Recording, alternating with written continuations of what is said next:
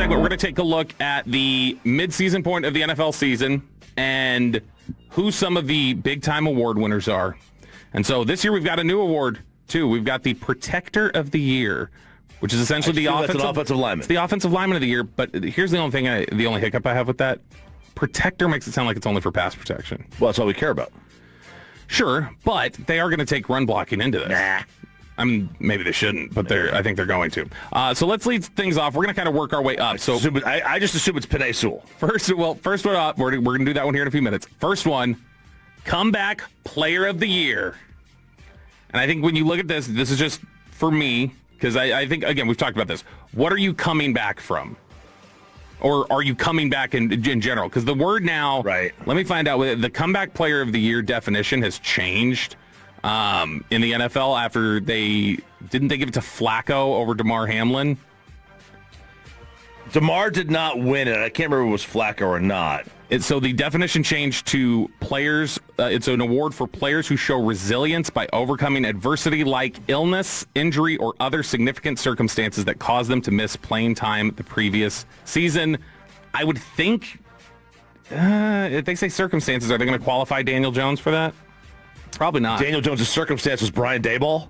Well, just out of a job, released. Yeah. The odds makers are not including him because he's nowhere on the list. My answer for this one, Comeback Player of the Year, I think you get a Cowboys victory here. This is Dak Prescott. I agree. Which he was supposed to be. A lot of people thought he was going to win the award a few years back, and then he had a poor end of the season and Burrow won it. Yeah. But I always thought that was weird because Burrow never really did anything, so I didn't know how he was coming back. It was like his breakout. But Dak Prescott's my selection there. You got one, Chop? Is that who you're rocking with? It's Dak. Jacob, how about you? Were you unanimous here? I'm between Dak and Christian McCaffrey, but for the sake of being on a Cowboys radio station, we'll go with Dak. Christian McCaffrey is the slight... Is that a pandering? That's a pandering. We don't accept the pandering. Christian McCaffrey, that's my pick. Christian McCaffrey is the slight favorite right now in Vegas. All right, next award, as the halfway point of the season, Coach of the Year. A few different candidates here. To me, this is an easy Shane Steichen. I don't know how you can say anybody has done anything more impressive than what Steichen's done with the Colts. There's a lot of people who'd say Mike McDonald has done really great stuff with the Seahawks. Vrabel with different Mike McDonald. And then Vrabel with the Patriots. In fact, Vegas has them about even. Steichen is plus 160 for this award. Vrabel is plus 165. Then behind them and McDonald is Kyle Shanahan and Sean Payton. I am going with Shane Steichen, though, for this award. Yeah, look, I mean, it's going to, I think the similar thing is going to happen with what we see when it comes to MVPs a lot. It's a surprise candidate. We've seen that. Steichen's the easy one because nobody expected that. Nobody expected that. But then again, doesn't this prove that he's not the Coach of the Year? Because why? If Daniel Jones ain't playing like this, he ain't winning it anyway. Yeah,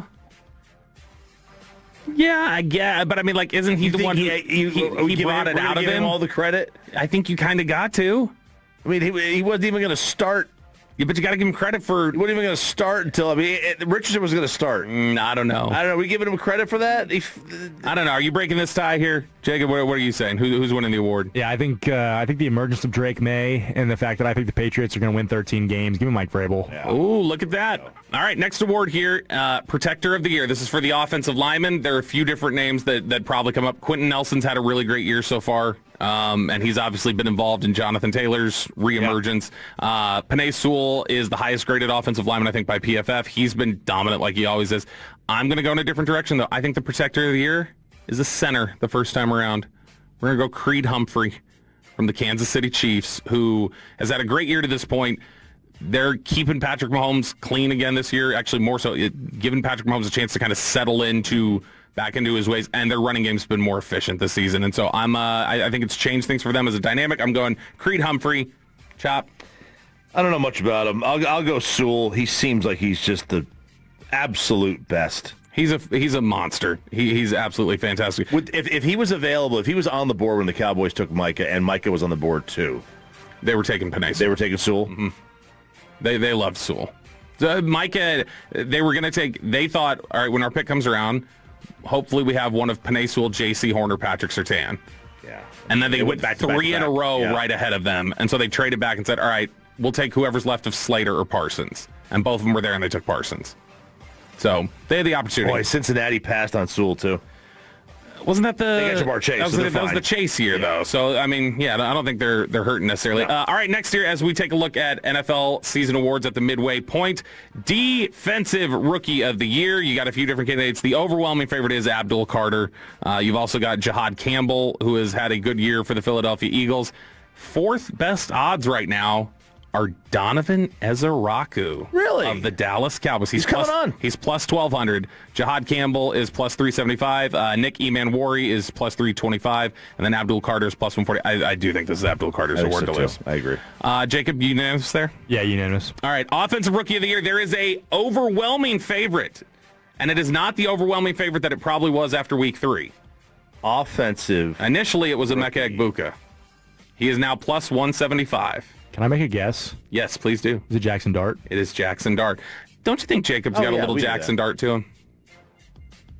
Benefit Dart called me. It says I'm his twin. So Jacob, take the hat off. Yeah, I can see that. Look at the hair. Yeah, I can see that. Jacob Dart back there on the board. Dart. That's it. Jackson. This is a Jackson Dart victory. He's minus 135. But that was Giants are going to have the offensive and defensive rookie of the year.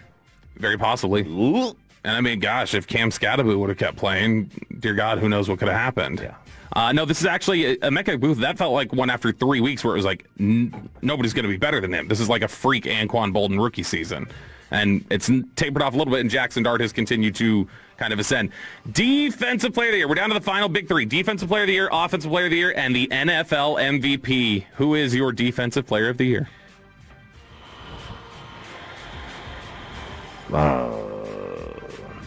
And you can make this who will win the award and who you think it should be. There's a favorite. Is there? There's a clear favorite right now. Am I drawing a blank here? Yep. Is it Nick Bonito? That's who I think it should be. I think it should be Nick Bonito. Nick Bonito is 4th at plus 600. Fourth? 4th at plus 600. Is it Miles? He's 2nd plus 325. First is a guy we're very familiar with. Guys, come on. Is it Micah? It is Micah Parsons. Really? Plus 165. Mr. No Pressures in the game last week? Plus 165. Myles Garrett plus 325. Aiden Hutchinson plus 450. And then Bonito plus 600. Bonito to me is the Defensive Player of the Year. After I watched tape of him heading to the Dallas game, I was blown away. I was like, yeah, that's a great player. All right. Offensive Player of the Year. One of the only ones we have on the board. In fact, I think there's only 2 of them. This is the second one. That's minus money on the futures. And it's Offensive Player of the Year. Which is usually, here's the award to the actual MVP who's not a quarterback. Jonathan Taylor. I was going to go JSN. Ooh, that's a good answer. Jackson Smith and Jigba is 2nd at plus 300. He is Rockwall's own, Jackson Smith and Jigba. I got to see, what are his actual numbers this year? Because I know he's been absurd. He's 58 receptions, 948 yards, 4 touchdowns, averaging 16 yards per catch. Pretty impressive. Not bad. That's Pretty not good. bad. Yeah, I think it's Taylor, though. I'm looking down the list here. I'm trying to see. That's why. Do you know that we have CeeDee Lamb at plus 10,000 on that? George Pickens is plus 15,000. Wouldn't you think that Pickens has been a bigger candidate for that so far this year? I think so. I mean, not that neither one of them's in contention, but you would think that he's a bigger candidate. If you were to ask me who's having the best year, what Cowboy receivers having the best year, I would say Pickens. All right, now we got the NFL MVP odds, where Dak Prescott currently is plus 7,500. And we're starting to clear the field a little bit. There are 4 clear contenders that are below plus 1,000. The next 5th place is plus 1,600, and then it all falls back from there. But who is your NFL MVP, and who do you think it is? It's probably Daniel Jones. Daniel Jones. Well, let's see here real quickly from Jacob. Jacob, what's your guess? That's who it is. I think right now it's probably Drake May, but I think a sleeper at the end of the year is going to be Matthew Stafford. You think it's May? And it would May be who you vote for? I would vote. May is I would vote for May. May should be the MVP, I think. I would probably vote for May. I would think that they're going to give Daniel Jones the favorite there. Daniel Jones, you think May is the favorite?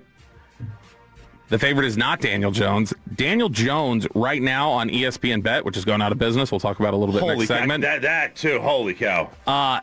Daniel Jones is not on the board. Well, that's probably why they're going out of business. Not on the board. Drake May is second, plus 400. Matthew Stafford, plus 600. Patrick Mahomes is third at plus 425, plus 175. The back-to-back contender, Josh Allen. Really? Mm-hmm. How do you feel about that? So I wonder if what we're going to run into is, because last year, if you look at Josh Allen's numbers, they were not the best of his career at all. Right. It was more like impact on the team that he had and different things like that. If you look at him this year, he's playing well. I don't know that he's a clear MVP candidate. To me, again, I hate saying it. It's the guy who is going to be hard charging is the guy Jacob just mentioned, Stafford. Yeah. Stafford's 21 touchdowns to 2 picks, and they're beating everybody pretty consistently. Yeah, they are. So Big game this weekend. I don't know. To me, it's May right now, but I think it definitely is a jockeying from here on out for me between Drake May and Matthew Stafford. But Josh Allen is the favorite there. Okay.